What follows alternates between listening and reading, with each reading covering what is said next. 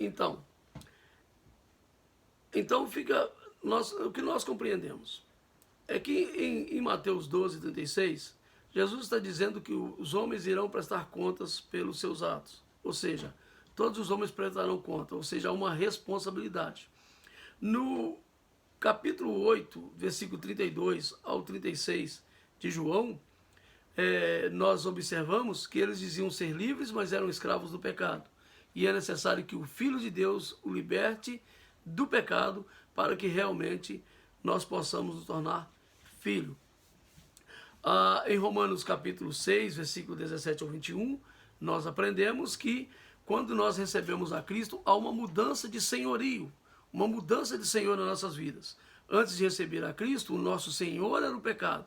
Quando recebemos a Cristo, nós somos como escravos emancipados, mas em uma atitude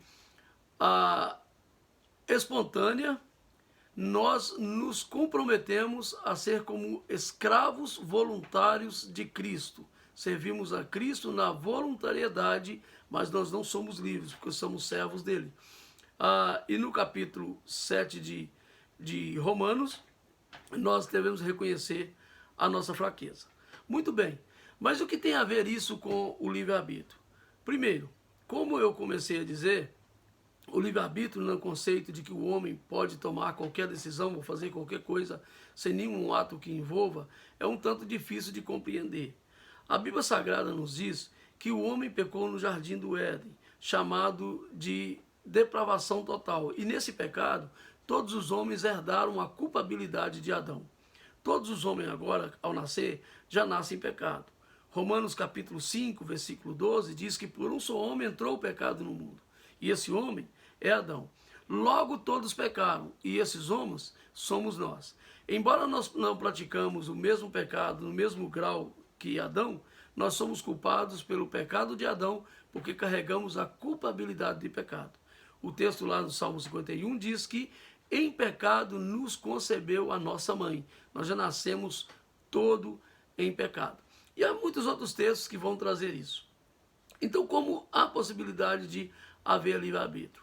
Quando nós queremos fazer uma coisa boa, nós não fazemos, de acordo com o apóstolo Paulo do capítulo 7, reconhecendo a nossa fraqueza, não porque nós queremos fazer o mal, mas porque está em nossa natureza fazer o mal.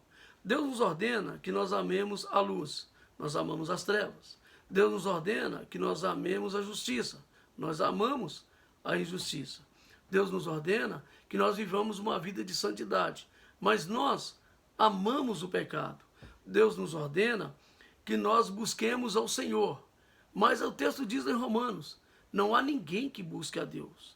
Não há um justo, embora Deus manda nos agirmos com justiça. Nenhum sequer. Ninguém pode praticar a justiça. Leia lá em Romanos capítulo 1. Então, quando nós lemos as Escrituras e vemos essa nossa debilidade e compreendemos que está em nossa natureza praticar o que é mal. Assim, o nosso livre-arbítrio, ele não tem condições de agir, porque quando tentamos fazer o que é bom, o mal está na nossa natureza e nós não conseguimos fazer. Mas então, irmão Cláudio, se não existe livre-arbítrio, como nós tomamos a decisão? Bom, primeiramente, Cristo não vai torcer o braço de ninguém, forçar ninguém a confessar os seus pecados e confessar a Ele. Mas nós somos mudados pelo Espírito Santo que trabalha no nosso coração. Nós não queremos a luz, queremos as trevas. Nós queremos praticar o pecado, mas quando somos transformados em escravos de Cristo, nós observamos as coisas do nosso passado e o texto diz que nós envergonhamos daquilo que nós fizemos no passado, por causa dessa mudança de coração. O livre-arbítrio existe? Bom, nós cremos que o livre-arbítrio existiu somente com um homem, chamado Adão, no jardim do Éden, antes do pecado. Por quê? Porque Adão poderia tomar decisões e essas decisões que não fossem coagidas ou não fossem forçadas em nenhuma força exterior. Ele tinha essa autoridade de tomar tais decisões. Mas o nosso primeiro pai no jardim, ele falhou e pecou.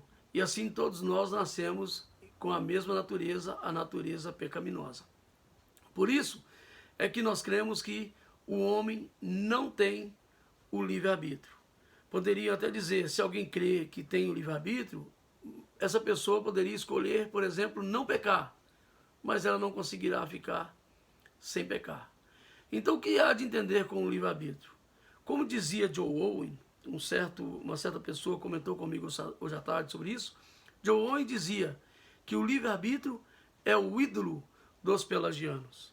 O livre-arbítrio é uma idolatria.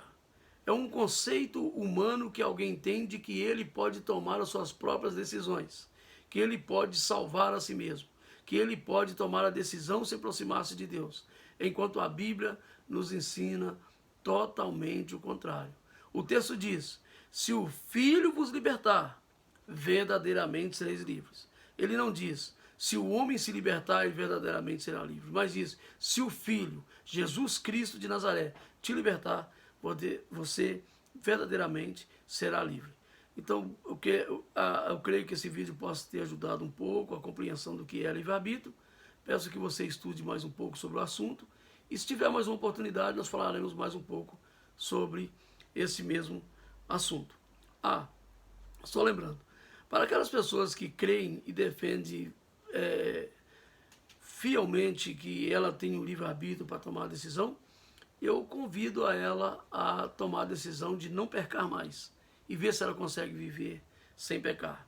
E se o livre-arbítrio também existe, pergunta para o Jonas, que não queria ir para uma cidade e acabou indo para onde Deus queria que ele fosse.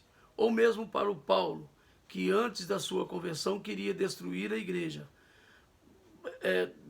queria de toda maneira parar o evangelho e acabou se convertendo.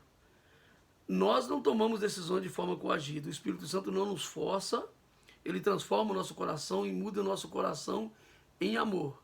Mas a mudança ocorre porque o Espírito Santo trabalha no nosso coração. Deus, o nosso Pai, ele fez todo o plano, o Filho redimiu na cruz do Calvário e o Espírito Santo aplica essa salvação por meio da conversão. A salvação é pela graça, por meio da fé, diz o texto em Efésios 2:8. E isto não vem de vós, é dom de Deus. Que Deus em Cristo te abençoe, em o nome de Jesus.